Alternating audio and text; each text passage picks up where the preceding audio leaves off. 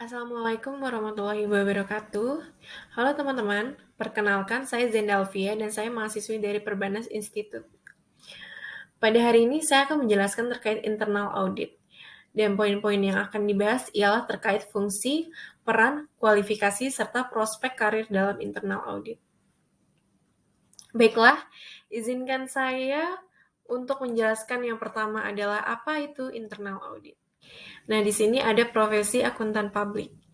Jadi, profesi akuntan publik itu dikenal oleh masyarakat dari jasa audit yang disediakan bagi pemakai informasi keuangan. Jadi, timbul dan berkembangnya profesi dari akuntan publik itu sendiri di suatu negara adalah sejalan dengan perkembangan perusahaan dan berbagai bentuk badan hukum perusahaan. Dengan demikian, terdapat kepentingan dalam situasi tersebut, yaitu pihak manajemen perusahaan ingin menyampaikan informasi terhadap pertanggungjawaban pengelolaan data yang andal dari jasa pihak ketiga yang dapat dipercaya. Salah satu komponen penting dari perusahaan berkualitas tinggi adalah dimilikinya fungsi dari audit internal itu sendiri. Nah, audit internal itu bertindak sebagai penilai independen. Tujuannya adalah untuk menelaah operasional perusahaan dengan mengukur dan mengevaluasi kecukupan, kontrol, serta efisiensi dan efektivitas kinerja perusahaan dan memiliki peranan yang penting dalam semua hal yang berkaitan dengan pengelolaan perusahaan serta risiko yang terkait dalam perusahaan. Nah, untuk slide selanjutnya, saya akan menjelaskan terkait peran dalam internal audit. Pentingnya peranan internal auditor itu dalam perusahaan yaitu membantu manajemen mencapai kinerja perusahaan yang baik. Nah, dengan memperkenalkan pendekatan yang sistematis untuk mengevaluasi dan meningkatkan efektivitas pengendalian intern serta memberikan catatan atas kekurangan yang ditemukan selama melakukan evaluasi, terdapat dua hal yang dapat dilakukan oleh internal auditor agar dapat berperan dalam meningkatkan kinerja dari perusahaan. Yaitu yang pertama, value added internal auditing. Value added auditing adalah suatu audit dalam rangka meningkatkan profitabilitas serta kepuasan pelanggan. Nah, adanya peran tersebut, maka keberadaan internal auditor itu dapat memberikan nilai tambah bagi perusahaan. Nah, yang kedua adalah risk-based internal auditing. Jadi, audit yang didasarkan atas pendekatan risiko yang dilakukan oleh internal auditor lebih difokuskan terhadap masalah parameter risk assessment yang diformulasikan pada risk-based audit plan. Nah, jadi manfaat yang akan diperoleh itu apabila menggunakan pendekatan risiko, antara lain internal auditor akan lebih efisien dan efektif dalam melakukan audit sehingga dapat meningkatkan kinerja departemen atau bagian internal audit.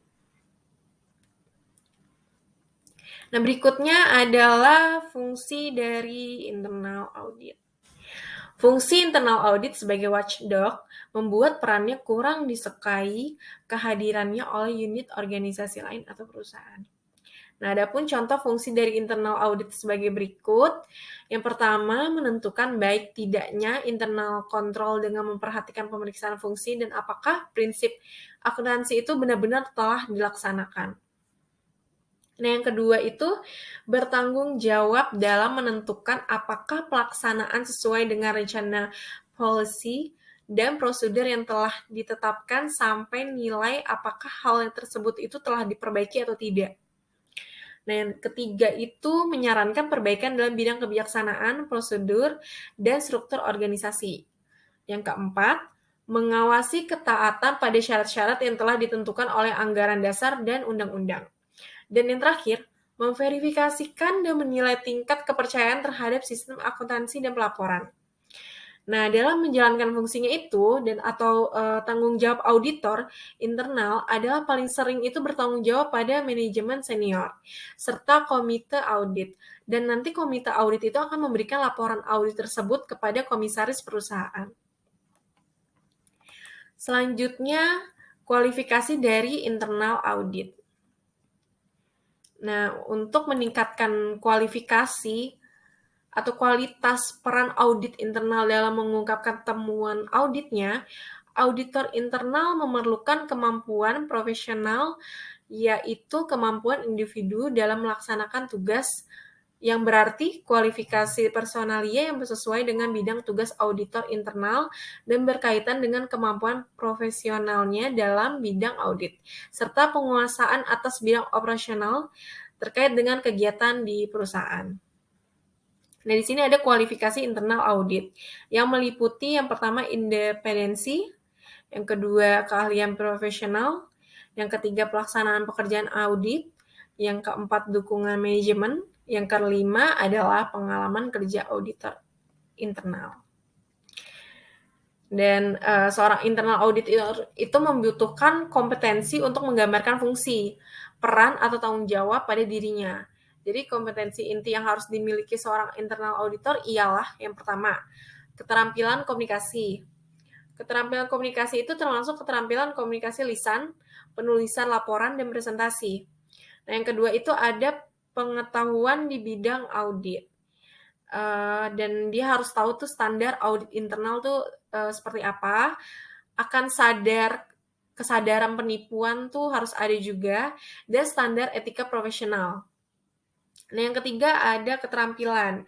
Keterampilan itu maksudnya dalam hal audit internal itu dalam pemecahan masalah, yaitu dengan pemikiran konseptual atau analitis. Gitu. Yang keempat ada kemampuan untuk promosi. Kemampuan untuk mempromosikan nilai audit internal di antara karyawan adalah kunci dalam organisasi. Yang kelima ada mengikuti perubahan peraturan dan standar industri. Yang terakhir ada manajemen risiko perusahaan. Nah, itu maksudnya pengetahuan dalam manajemen risiko perusahaan, yaitu analisis risiko dan penilaian pengendalian. Selanjutnya, prospek karir pada internal audit. Nah, di sini ada prospek karir. Salah satu bentuk faktor lain dalam peran auditor internal itu dari fungsi assurance menjadi management training ground atau MTG.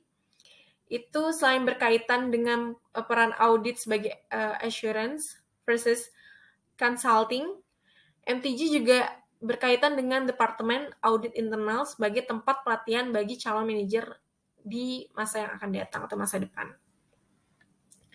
Nah, menggunakan fungsi audit internal sebagai MTG dianggap dapat memberikan daya tarik tersendiri bagi pelamar dalam upaya mendapatkan audit internal berkualitas tinggi. Dengan memasuki MTG, mereka akan mendapatkan beragam pengalaman mengenai bisnis yang akan membantu mereka untuk mendapatkan jabatan sebagai SPV atau supervisor maupun posisi manajemen. Berikut terlampir posisi tingkatan karir dalam internal audit. Ini ada posisinya. Jadi yang pertama ada karir auditor. Jadi ada sebagai auditor muda, sebagai auditor senior, pengawas, manajer audit internal, eksekutif, kepala auditor atau manajer umum, manajer senior.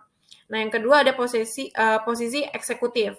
Jadi ada direktur, terus ke direktur utama. Terus yang ketiga ada karir setelah pensiun. Pertama ada dewan komisaris, terus komite ataupun pengajar atau bisa dosen gitu. Selanjutnya, nah di sini dalam profesi auditor internal juga terdapat pula suatu lembaga pelatihan untuk menambah kemampuan dan kompetensinya sebagai auditor internal, yaitu di antaranya adalah Yayasan Pendidikan Internal Audit atau yang disebut YPIA ya. Jadi itu lembaga pelatihannya. Nah, di dalamnya itu terdapat berbagai jenjang pelatihan yang dapat ditempuh oleh seorang auditor yang ingin mengembangkan kemampuannya, contohnya sebagai berikut. Yang pertama, sertifikasi QIA atau yang bisa disebut Qualified Internal Auditor. Nah, itu tuh gelar kualifikasi dalam bidang internal auditing yang merupakan simbol profesionalisme dari individu yang menyandang gelar tersebut. Jadi gelar QIA itu juga merupakan pengakuan bahwa penyandang gelar telah memiliki pengetahuan dan keterampilan yang sejajar dengan kualifikasi internal auditor di kelas dunia. Nah, yang kedua ada lokakarya dan workshop internal audit. Nah, itu tujuan utamanya adalah untuk membantu para internal auditor menghadapi tantangan dalam perkembangan dari lingkungan bisnis dengan mengkomunikasikan inovasi dan perkembangan terbaru dalam konsep maupun teknik internal auditing. Nah, jadi Lokakarya itu memberikan keterampilan dan contoh konkret mengenai bagaimana cara melakukan sesuatu atau how to skill, misalnya menulis laporan yang efektif atau membuat kertas kerja audit. Nah, oke, baik. Sampai di sini dulu untuk pertemuan kita di materi internal audit yang membahas apa itu peran, fungsi, kualifikasi, serta profesi dari internal audit. Sekian dari saya, mohon maaf bila ada kata yang salah, mohon dimaafkan. Dan terima kasih. Wassalamualaikum warahmatullahi wabarakatuh.